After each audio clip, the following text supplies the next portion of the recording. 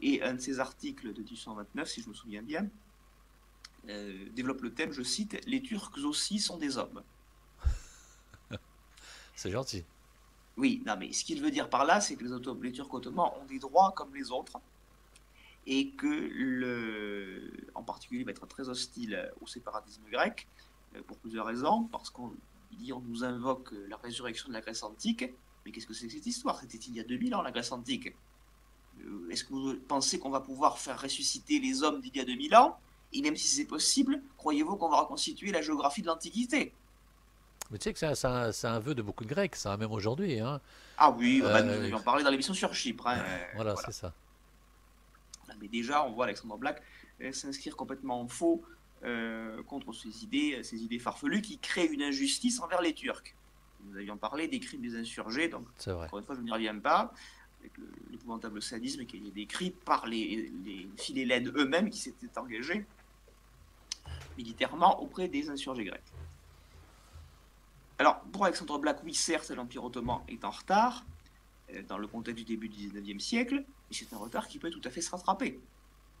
Et là encore, comme Louis XVI, comme Robespierre, comme Napoléon, il se dit, la France est le pays le mieux placé pour aider l'Empire ottoman à reprendre la force qui était la sienne autrefois, en se modernisant. Et un autre angle de son analyse, c'est de dire, attention, l'État ottoman, ça n'est pas la France, ça n'est pas la Grande-Bretagne, en ce sens que c'est un territoire qui est multinational, multiethnique, multi-religieux. C'est vrai. Donc modernisé, oui, parfaitement, administrativement, politiquement plus tard, économiquement en tout cas, mais vous ne pouvez pas imposer, calquer telle quelle l'idée de l'État-nation sur un territoire où les peuples et les religions sont mêlés à ce point. Et nous avons fait des émissions sur la purification ethnique contre les Turcs, je n'y reviens pas, vous avez Ouais, par vu, la ce genre, Bulgarie, voilà, par la Grèce, ouais, ouais. exactement. Macédoine et tout.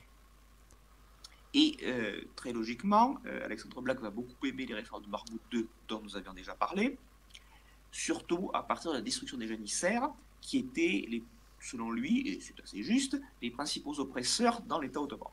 Donc il dit, maintenant qu'on a éliminé ces gens-là, là on va pouvoir avoir un État moderne et s'orienter de plus en plus vers la libération des peuples. La libération pas par l'indépendance et la violence, mais par l'amélioration de l'État ottoman.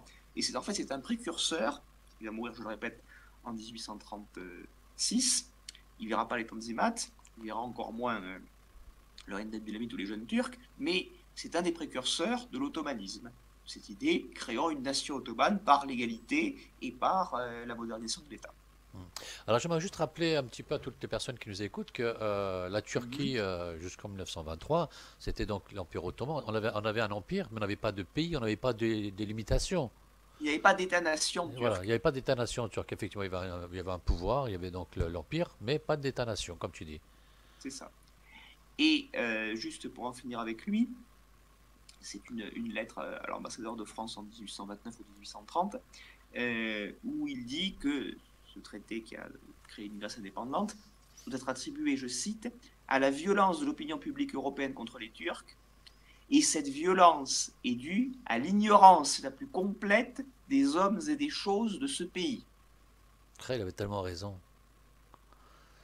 Je pense que s'il ressuscitait, Si, qu'il c'est lisait pareil. la presse de certains pays occidentaux, notamment à l'automne 2020, il croirait se retrouver 100 ans en arrière, Je te jure. 200 ans en arrière, Alors, pardon. je fais un petit aparté. Moi, de par mon métier, je Oui. sais, je rentre chez tout le monde, en l'occurrence chez les Français, et ainsi de suite. Et que ceux qui connaissent pas la Mhm. Turquie sont tellement lobotomisés par les médias contre la Turquie que quand on dit Turquie, c'est les barbares et cela. Et les mêmes personnes qui ont été en Turquie reviennent et disent, mais waouh, la Turquie, c'est un pays génial.